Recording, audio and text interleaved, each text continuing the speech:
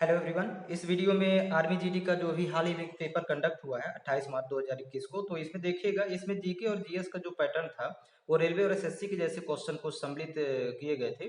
तो आप लोग जो ऑनलाइन क्लास ज्वाइन किए हुए हैं तो उनके लिए एक स्पेशल पीडीएफ फाइल तैयार हो रहा है और जल्द ही उपलब्ध करवा दिया जाएगा। तो इसी पैटर्न पर तो केवल जीके जीएस के क्वेश्चन टफ थे और बाकी लगभग मैथ्स और रीजनिंग का जो क्लास चल रहा है लाइव क्लास, तो आप लोग उसी को रिवीजन करते रहिए, तो उससे एक भी क्वेश्चन छूटेगा नहीं। और 25 क्वेश्चन भी जो अटेम्प्ट करेगा इस पेपर में, तो उसका सिलेक्शन पक्का होता है। इस तरह का पैटर्न ही है था इसमें। तो देखिए, जैसे पहला क्वेश्चन है, निम्न में से कौन सा जिला भारत की अंतर्राष्ट्रीय सीमा पर है? तो आप लोग केवल आंसर मैच करते जाइएगा, इसमें डिस्क्राइब नहीं करेंगे। तो देखिए, इसका ऑप्शन नंबर बी होगा करीमगंज। फिर नेक्स्ट क्वेश्चन देखिए, टोडा जाति के लोग कहाँ पर पाए जाते हैं? तो इसका ऑप्शन नंबर डी सही था, तमिलनाडु। नेक्स्ट देखिएगा, जवाड़ी पर्वतीय स्थल किस राज्य में स्थित है? तो इसका ऑप्शन नंबर बी सही है, तमिलनाडु राज्य में। नेक्स्ट क्वेश्चन देखिएगा, प्रदीप कुमार बनर्जी किस खेल से संबंधित है? तो इसका ऑप्शन नंबर बी सही था, फुटबॉल। आप लोग केवल मैच करते जाइए कि कितने आपके सही थे। पांचवा प्रश्न देखिए, हरित क्रांति का जनक किसे कहा जाता है? तो इसका ऑप्शन नंबर बी सही था, नॉर्मन बोरलॉग को। और ये विश्व में हरित क्रांति के जनक है। यदि भारत में पूछता, भारत में, तो एम एस स्वामीनाथन। तो दोनों ऑप्शन दिया, इसलिए इसका ऑप्शन नंबर बी सही होगा। नेक्स्ट देखिएगा, एलओसी का विस्तार क्या है? तो इसका ऑप्शन नंबर ए सही है, line of control. Next question देखिएगा, भारत में काली मिर्च का सबसे बड़ा उत्पादक राज्य कौन सा है? तो इसका ऑप्शन नंबर ए सही है, केरल। अभी करंट अफेयर्स की दृष्टि से देखा जाए हाल ही में, तो नया राज्य दूसरा हो गया है, लेकिन अभी ये पुराने पैटर्न के हिसाब से केरल था। नेक्स्ट देखिएगा, विंग्स ऑफ फायर के लेखक कौन है? तो इसका ऑप्शन नंबर ए सही है, doctor APJ Abdul Kalam. Next question देखेंगे इसका। नौवां प्रश्न है, फ्रांस का पहला राजा कौन था? तो इसका ऑप्शन नंबर सी सही है, नेपोलियन। अगला क्वेश्चन देखेंगे, मृदा अपरदन का मुख्य कारण है? तो देखिएगा, तीव्र गति से होता शहरीकरण, पेड़ों के कटने के कारण, जानवरों द्वारा अत्यधिक मात्रा में चरने के कारण, मतलब ये तीनों कारण है। तो इसलिए इसका ऑप्शन नंबर ए सही होगा, उपरोक्त सभी। तो ए नंबर इसका सही था, ये वाला। नेक्स्ट देखिएगा, गंगा एवं ब्रह्मपुत्र नदी संयुक्त जलधारा किस नाम से जानी जाती है? तो इसका ऑप्शन नंबर डी सही है, मेघना। फिर अगला क्वेश्चन है, केंद्रीय फिल्म निर्माण संस्था भारत सरकार के किस मंत्रालय के अधीन आती है? तो इसके चार ऑप्शन थे, तो इसमें देखिएगा, ये ऑप्शन नंबर देखिए इसका बी नंबर सही होगा, सूचना एवं प्रसारण मंत्रालय। ये वाला ऑप्शन सही है। अगला क्वेश्चन देखेंगे, दिलवाड़ा मंदिर किस धर्म से संबंधित है? तो इसका ऑप्शन नंबर ए डी सही है, जैन धर्म से संबंधित है। अगला क्वेश्चन देखिए, सर्वेंट ऑफ इंडिया सोसाइटी की नींव किसने रखी थी? तो इसका ऑप्शन नंबर सी सही होगा, गोपाल कृष्ण गोखले ने। फिर नेक्स्ट है, भारत के चारों कोनों में मठों की स्थापना किसके द्वारा की गई थी? तो इसका ऑप्शन नंबर ए सही था, शंकराचार्य। अगला क्वेश्चन देखिएगा, अस्थायी निकायों के नियमों को खालिस्तान द्वारा खोजा गया। तो इसका ऑप्शन नंबर बी सही होगा, आर्किमिडीज। तो नेक्स्ट क्वेश्चन देखेंगे, 17 नंबर क्वेश्चन देखिएगा, वल्केनाइज्ड रबड़ का आविष्कार खालिस्तान द्वारा किया गया था। तो इसका ऑप्शन नंबर ए सही होगा, Charles good year. Next question देखिए, निम्नलिखित तत्वों के बीच में ध्वनि सबसे तेज चलती है? तो ध्वनि सबसे तेज स्टील में चलती है। इसका ऑप्शन नंबर सी सही है। नेक्स्ट क्वेश्चन है, चाय का वानस्पतिक नाम क्या है? तो फर्स्ट ऑप्शन सही होगा, कैमलिया सीनेंसिस। अगला क्वेश्चन देखिएगा, बंदूक से छोड़ी गई गोली में होती है? तो बंदूक से छोड़ी गई गोली में गतिज ऊर्जा होती है। इसका ऑप्शन नंबर बी सही है। अगला क्वेश्चन देखेंगे, 21 नंबर देखिए, डायलिसिस का प्रयोग खालिस्तान के इलाज में किया जाता है। तो इसका ऑप्शन नंबर ए सही था, गुर्दे की निर्बलता। अगला क्वेश्चन देखिए, पत्तियों में मौजूद हरे रंग वर्णक को खालिस्तान कहते हैं? तो इसका भी ऑप्शन नंबर ए सही था, क्लोरोफिल। अगला क्वेश्चन देखिएगा, कार्बन का सबसे कठोर रूप क्या है? तो इसका ऑप्शन नंबर ए सही है, हीरा। नेक्स्ट क्वेश्चन देखेंगे, 24 नंबर देखिए, ग्रीन हाउस प्रभाव का मुख्य रूप से वायुमंडल में वृद्धि की वजह से है? तो इसका ऑप्शन नंबर बी सही होगा, कार्बन डाइऑक्साइड। तो नेक्स्ट क्वेश्चन इसका देखिएगा, खारे पानी की सांद्रता मापने के लिए इस्तेमाल किए जाने वाला उपकरण कौन सा है? तो इसका ऑप्शन नंबर फर्स्ट सही है, सैलिनोमीटर। अगला क्वेश्चन देखेंगे इसका, 26 नंबर क्वेश्चन देखिए, लेंस से बनता है? तो यहाँ पर देखिएगा, लेंस बनता है फ्लिंट ग्लास से। ये कहाँ से। अगला क्वेश्चन देखिएगा, डाक्टिलोग्राफी या डिक्टलोग्राफी है यहाँ पर का खाली अध्ययन कहलाता है। तो मतलब डिक्टलोग्राफी में किसका अध्ययन करते हैं, तो इसका ऑप्शन नंबर ए सही था, फिंगरप्रिंट का। अगला क्वेश्चन देखिए, इन्वर्टर एक ऐसा उपकरण है जो परिवर्तित करता है तो डीसी को एसी में, इसका ऑप्शन नंबर डी सही है। अगला क्वेश्चन है 29 नंबर क्वेश्चन देखिए, पोटेशियम कार्बोनेट का सामान्य नाम क्या है, तो इसका ऑप्शन नंबर बी सही था, पोटास। अगला क्वेश्चन देखिएगा, 295 केल्विन का तापमान खाली स्थान के बराबर होता है, तो इसका भी ऑप्शन नंबर बी सही था, 71.33 फ़ारेनहाइट। अब अगला क्वेश्चन मैथ से का स्टार्ट होगा, तो यहाँ पर देखिएगा आप लोग जीके जीएस का जितना भी क्वेश्चन हाई लेवल का आया था, तो अब आप लोगों को पीडीएफ फाइल उसी लेवल की उपलब्ध करवाई जाएगी, क्योंकि अभी तक इस पैटर्न के क्वेश्चन नहीं बनते थे आर्मी एग्जाम में। और मैथ्स और रीजनिंग में तो कोई प्रॉब्लम ही नहीं होना चाहिए, क्योंकि जो ऑफलाइन के सॉरी लाइव क्लास उपलब्ध करवाया जाता है तो उसमें सभी टाइप के क्वेश्चन आपको क्लियर करवा दिए जाते हैं, और जिससे एग्जाम में एक भी क्वेश्चन छूटेगा नहीं। और इस पेपर में भी जो छात्र मैथ्स और रीजनिंग का सही क्वेश्चन अटेम्प्ट किया होगा तो उसका लगभग 25 क्वेश्चन सही जाएगा, और इतने में सिलेक्शन पक्का हो जाता है, क्योंकि पेपर का जो लेवल था तो वो थोड़ा हाई था, और जीके जीएस के ही क्वेश्चन हाई हैं। 31 नंबर क्वेश्चन देखिए, मैथ्स का है, ए और बी एक काम को 10 और 15 दिन में पूरा करते हैं। यदि ए काम करता है और दोनों एक एक दिन छोड़ छोड़ के काम करें तो काम कितने दिनों में खत्म हो जाएगा, तो इसको इस तरह लगाना था, time into speed total work. पहले तो एक टेबल बनाएंगे, टेबल में वैल्यू पुट करेंगे, इसको आराम से देखिएगा, बहुत ही इजी क्वेश्चन है। यहाँ पर ए का दिया है कि ये किसी काम को 10 दिन में कर सकता है, तो टाइम के सामने लिखेंगे ए की वैल्यू, और बी उसी काम को कर सकता है 15 दिन में। तो यहाँ पर देखिएगा दोनों का एलसीएम निकालेंगे 10 और 15 का, तो एलसीएम आएगा 30, तो टोटल वर्क हो जाएगा इन दोनों का एलसीएम के बराबर। अब ए की स्पीड हो जाएगी, देखिएगा 10 त्याई 30, मतलब 3 का गुणा करना होगा, क्योंकि time into speed total work होता है, तो यहाँ पर 10 गुणे 3 करेंगे तो 30 आएगा, तो ए की स्पीड 3 हो गई, और बी की स्पीड हो जाएगी 2, क्योंकि 15 दूनी 30। अब यहाँ पर देखिएगा, अब ये क्रमशः बारी बारी से काम करते हैं, एक एक दिन, पहले ए प्रारंभ करता है, टोटल काम 30 है, ध्यान रखेंगे। अब एक दिन काम करता है ए, तो एक दिन काम करेगा और स्पीड इसकी 3 है, तो ये 3 की स्पीड से करेगा, तो 1 त्याई 3, एक दिन का काम होगा 3।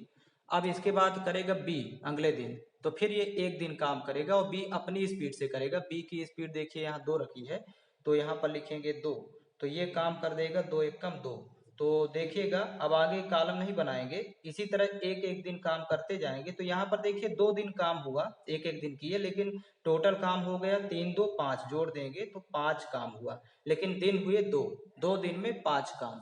हमारे पास काम है 30, तो देखिएगा जब दिन निकालना होगा तो यहाँ पर देखिएगा 30 में 5 से भाग करेंगे, तो यहाँ पर देखिए 5 कम 5, 5 6 का 30, 6 जोड़े बनेंगे।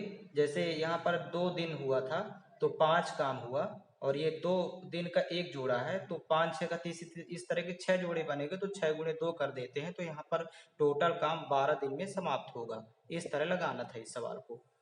नेक्स्ट क्वेश्चन देखेंगे, 7 लड़कों की औसत आयु 20 वर्ष है, यदि पहले 6 लड़कों की औसत आयु 19 सही 1/2 वर्ष है, तो 7वें लड़के की आयु कितने वर्ष होगी, तो देखिए 7 लड़कों की औसत आयु 20 वर्ष है, तो 7 लड़कों की कुल आयु निकालेंगे तो गुणा कर देंगे 7 का 20 से, तो 20 सत्ते 140 वर्ष, 7 लड़कों की कुल आयु हो जाएगी 140 वर्ष।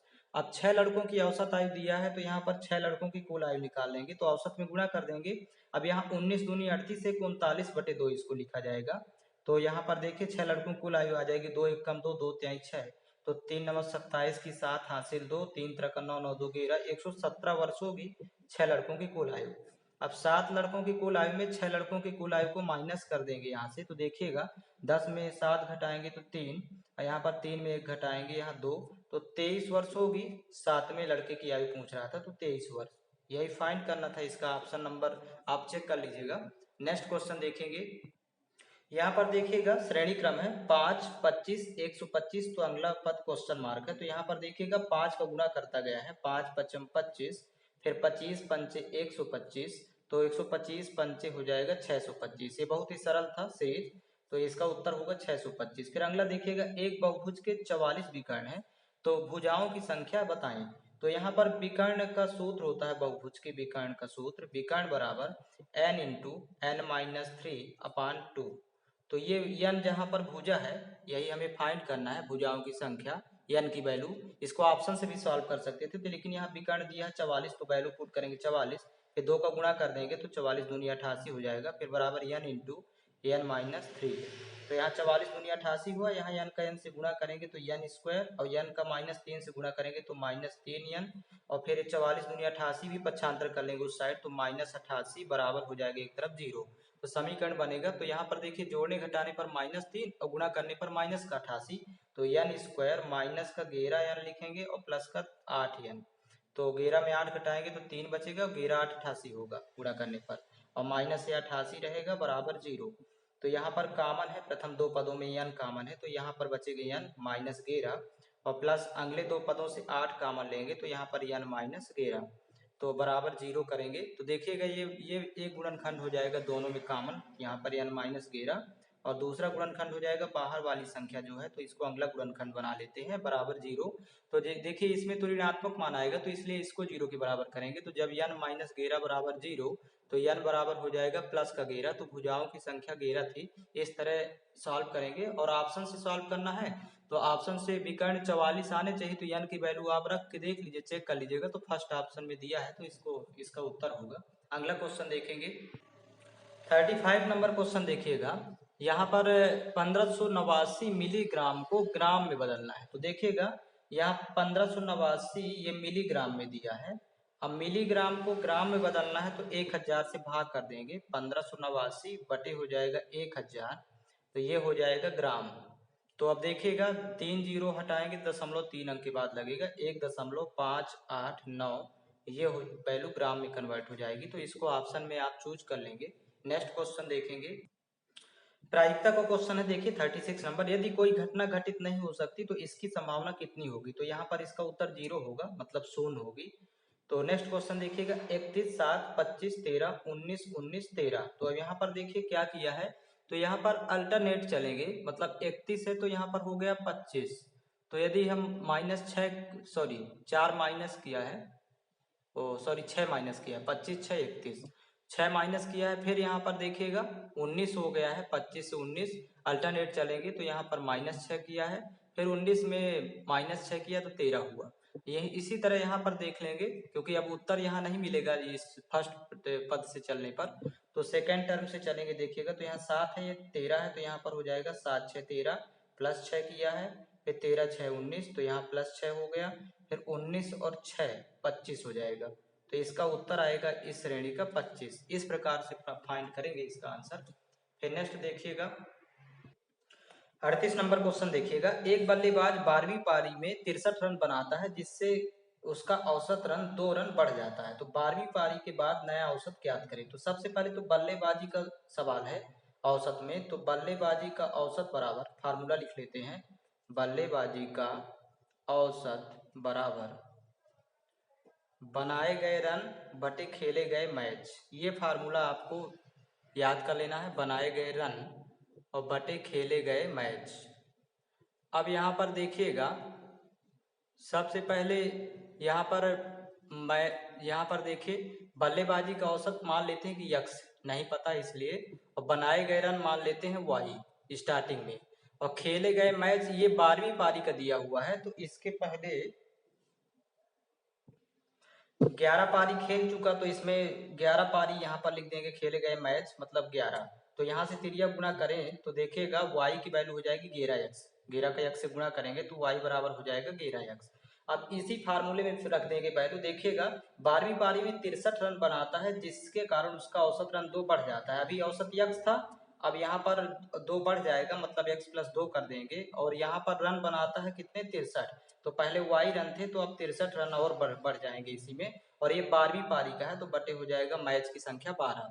अब इसी को सॉल्व कर लेंगे तो वैल्यू आ जाएगी, तो देखिएगा यहाँ पर तिरिया गुणा करेंगे, और यहाँ पर y की वैल्यू देखिए 11x है, तो यहाँ पर रख देंगे 11x y की वैल्यू, तो 12 का x से गुणा होगा तो 12x, तिरिया गुणा करेंगे, 12 दूनी 24 बराबर, ये तो 11x रहेगा और प्लस 63, तो 11x इधर पक्षांतर करेंगे तो वैल्यू x बचेगी, x बराबर, और 24 को जब इधर पक्षांतर करेंगे तो इसमें घटाने पर वैल्यू बचेगी 39, जब 63 में 24 घटाएंगे तो 39, तो ये हो गया, पहले उसका औसत था 39, लेकिन कह रहा है कि 12वीं पारी के बाद नया औसत ज्ञात करें। तो 12वीं पारी के बाद देखिए औसत हो गया x+2, 2 बढ़ गया, तो लिखेंगे 12वीं पारी के बाद नया औसत, 12वीं पारी के बाद औसत, 12वीं पारी के बाद औसत बराबर, अब यहाँ पर x+2 है तो x की वैल्यू तो निकाल चुके हैं तो इसी में रख देंगे। x की वैल्यू 39 है, तो 39 और प्लस 2, तो 39 और 2 41 हो जाएगा, तो इसका सही उत्तर होगा 41। अगला क्वेश्चन देखेंगे।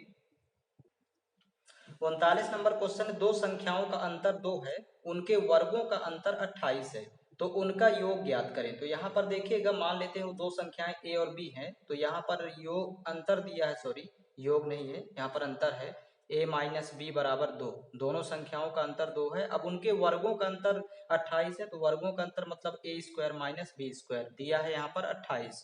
अब पूछ रहा है कि उनका योग ज्ञात करें, बहुत सरल सवाल है, तो इसकी सरसमीका होती है, एक ब्रैकेट में a माइनस बी और एक ब्रैकेट में हो जाएगा a प्लस बी, ये सूत्र ही होता है, बराबर 28।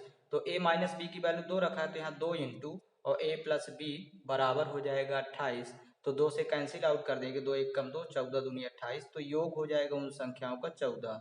तो इस तरह फाइंड करेंगे। अगला क्वेश्चन देखेंगे इसका 40 नंबर क्वेश्चन देखिए, नाव और धारा वाला सवाल है। तो एक मोटर बोट मतलब नाव प्रवाह की निचली दिशा में मतलब धारा की दिशा में 9 किलोमीटर की यात्रा करने में 2 घंटे का समय लेती है, और प्रवाह की विपरीत दिशा में वही दूरी तय करने में मतलब 9 किलोमीटर ही दूरी तय करने में 6 घंटे का समय लेती है। तो बोट की चाल और प्रवाह की चाल दोनों ज्ञात करना है, मतलब नाव की चाल और धारा की चाल। तो देखिएगा यहाँ 4 वेरिएबल पहले लिख लेते हैं, बोट स्पीड मतलब नाव की चाल, और फ्लो स्पीड का मतलब होता है धारा की चाल। यहाँ पर 2 वेरिएबल हो गया, स्पीड ऑफ डाउन स्ट्रीम मतलब धारा की दिशा में चाल, और अप स्ट्रीम होता है धारा की विपरीत दिशा में चाल। अब यहाँ पर देखिएगा, कह रहा है कि एक मोटर बोट प्रवाह की निचली दिशा में मतलब धारा की दिशा में 9 किलोमीटर की यात्रा 2 घंटे में तय करती है। तो यहाँ पर दूरी दिया है 9 किलोमीटर और समय दिया है 2 घंटे, तो चाल निकालना है, तो दूरी बटे समय होता है चाल बराबर। तो यहाँ पर देखिएगा भाग करेंगे तो 4.5 किलोमीटर प्रति घंटे हो जाएगी, ये धारा की दिशा में चाल हो जाएगी। धारा की विपरीत दिशा में देखिएगा, विपरीत दिशा में वही दूरी तय करने में 6 घंटे का समय लेती है, मतलब 9 किलोमीटर ही तय करना है, 6 घंटे लेता है। तो देखिएगा भाग करेंगे इसमें तो 6 भाग नहीं जाएगा, तो यहाँ पर एक बार पहले जाएगा, फिर इसके बाद दशमलव लगेगा, फिर 3 30 है तो 6 पंचे 30, तो मतलब 1.5 किलोमीटर प्रति घंटा। ये यहाँ पर दोनों की चाल आ गई धारा की दिशा में, धारा की विपरीत दिशा में, ये दोनों प्राप्त हो गया, 4.5 और 1.5, ये प्रश्न में दिया था। अब पूछ रहा है कि नाव की चाल और धारा की चाल, ये बोट स्पीड का मतलब नाव की चाल, फ्लो स्पीड का मतलब धारा की चाल। तो नाव की चाल निकालना है, तो दोनों को जोड़ के 2 से भाग करेंगे, मतलब 4.5 प्लस 1.5, ये दोनों धारा की दिशा में और धारा की विपरीत दिशा में जो चाल दी है, तो दोनों को जोड़ के 2 से भाग। तो यहाँ पर देखिएगा जब जुड़ेगा तो 4 1 5 और ये 5 5 एक और हो जाएगा, तो 6 6 में 2 से भाग करेंगे तो यहाँ आ जाएगा 3 किलोमीटर प्रति घंटा, ये इसकी वैल्यू आ जाएगी। अब फ्लो स्पीड निकालेंगे तो घटा के भाग करेंगे, मतलब इन दोनों को आपस में घटा लेंगे, 4.5 माइनस 1.5 और बटे हो जाएगा 2, तो यहीं पर वैल्यू आ जाएगी, जब घटाएंगे तो 3 होगा, 3 में 2 से भाग करेंगे तो 1.5 किलोमीटर प्रति घंटा, ये हो जाएगी धारा की चाल। यही ज्ञात करना था, मतलब 3 किलोमीटर प्रति घंटा, 1.5 किलोमीटर प्रति घंटा, जिस ऑप्शन में हो गए वही ऑप्शन सही होगा। अगला क्वेश्चन देखिएगा, एराइज शब्द के अक्षरों को कितनी बार व्यवस्थित किया जा सकता है। तो यहाँ पर देखिएगा शब्द एराइज है, ARISE। अब यहाँ पर देखिए 5 अक्षर है, 1 2 3 4 5, और रिपीट कोई भी नहीं हुआ, तो यहाँ पर 5 फैक्टोरियल की वैल्यू निकाल देना है। यदि 5 अक्षर हैं, जितने अक्षर होते हैं उतने फैक्टोरियल की वैल्यू निकालना है। 5 फैक्टोरियल को लिखना है, तोड़ना है जब, तो इसमें घटते क्रम में गुणा कर देते हैं, 5 गुणे 4 गुणे 3 गुणे 2 गुणे 1, और यही वैल्यू हो जाएगी। तो 5 चौक 20 23 60 दूनी 120, तो 120 बार व्यवस्थित किया जा सकता है प्रत्येक अक्षरों को। अगला क्वेश्चन देखेंगे, एक व्यक्ति 320 आमों के विक्रय मूल्य पर 400 आम बेचता है, तो उसे कितने प्रतिशत का घाटा होगा। देखिए यहाँ पर सीपी दिया है 320 रुपए और एसपी दिया है 400 रुपए। तो देखिए यहाँ पर विक्रय मूल्य अधिक है क्रय मूल्य से, तो यहाँ डिफरेंस निकालेंगे दोनों का, तो 80 रुपए, और ये हानि होगी क्योंकि खरीदता है 320 में, बेचता है 400 में, तो 80 रुपए की हानि हुई। तो हानि प्रतिशत या प्रतिशत हानि निकालना है, तो इसका फार्मूला होता है हानि बटे क्रय मूल्य। क्रय मूल्य दिया है 320 और गुणे हो जाएगा 100, तो यहाँ से 0 से 0 कैंसिल कर देंगे। फिर यहाँ पर देखिए, या कि फिर इस 0 को कैंसिल कर देते, यहाँ से ये 100 को नहीं कैंसिल आउट करते, 0 0 ये कैंसिल, 8 एकम 8, 8 चौक 32, फिर 4 एकम 4, 25 चौको 100, तो 25% की हानि होगी। इस तरह फाइंड कर लेना है। नेक्स्ट क्वेश्चन देखेंगे, 43 नंबर क्वेश्चन है, परिमेय और अपरिमेय संख्या का गुणनफल हमेशा एक अपरिमेय संख्या होता है। इसका उत्तर होगा, इसको ऑप्शन में आप देख लीजिएगा, हमेशा एक अपरिमेय संख्या होगा।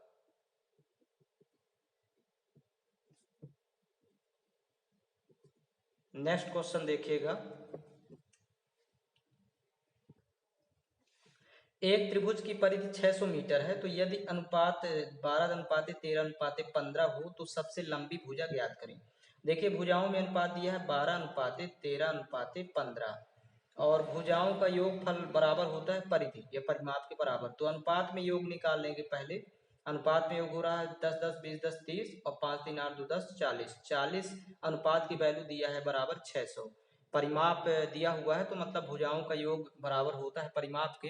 तो यहाँ से एक अनुपात की निकालेंगे तो 0 0 कैंसिल, फिर 4 एकम 4, 15 चौको 60, एक अनुपात की वैल्यू हो जाएगी 15। तो सबसे लंबी भुजा ज्ञात करना है, तो देखिए सबसे लंबी भुजा अनुपात में 15 है, तो 15 अनुपात की निकाल लेंगे। तो 15 गुणे 15 करेंगे तो यहाँ हो जाएगा 225 मीटर।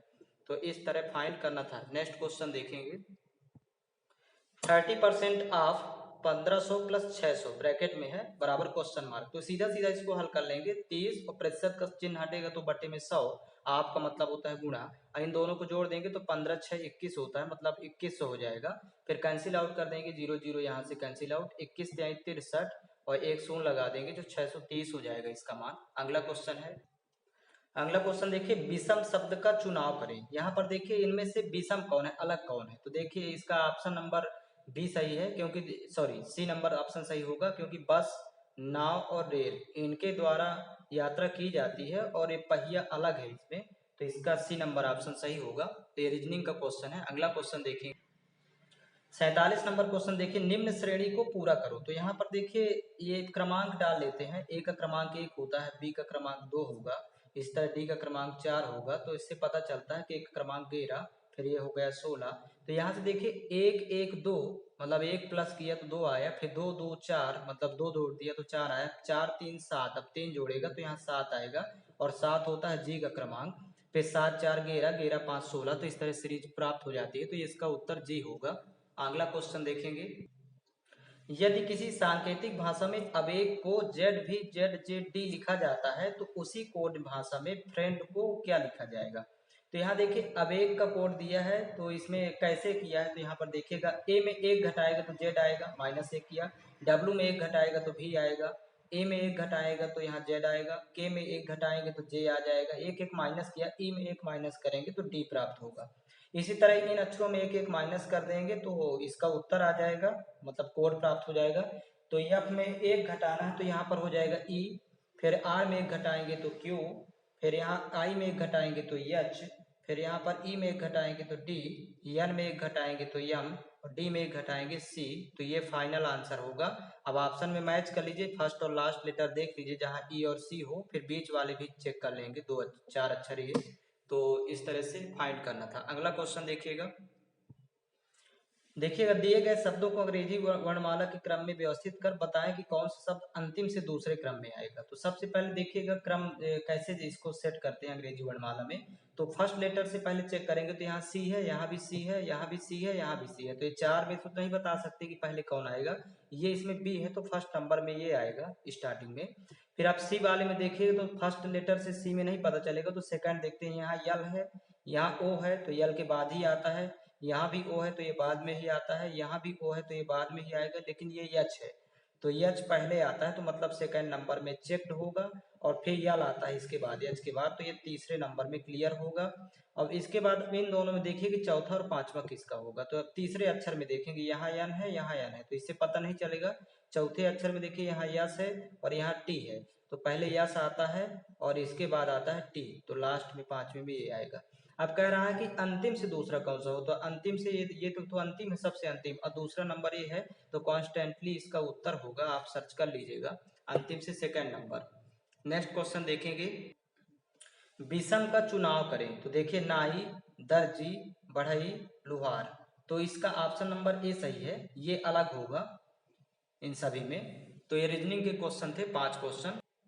और जो छात्र ऑनलाइन क्लास ज्वाइन किए हुए हैं अलग से स्पेशल बैच, तो मैथ्स और रीजनिंग में उनको कोई प्रॉब्लम नहीं होगी, पूरा क्वेश्चन वो अटेम्प्ट कर पाएंगे एग्जाम में। और जीके जीएस का अभी न्यू पीडीएफ फाइल तैयार हो रहा है, अब इसी के अकॉर्डिंग तैयार किया जाएगा जो अभी पैटर्न पेपर का था, क्योंकि इसमें एसएससी और रेलवे का कुछ पैटर्न शामिल किया गया है और क्वेश्चन फॉर्मेट भी किया गया है। इसमें साइंस और जीके दोनों में क्वेश्चन न्यू क्वेश्चन मिले हैं।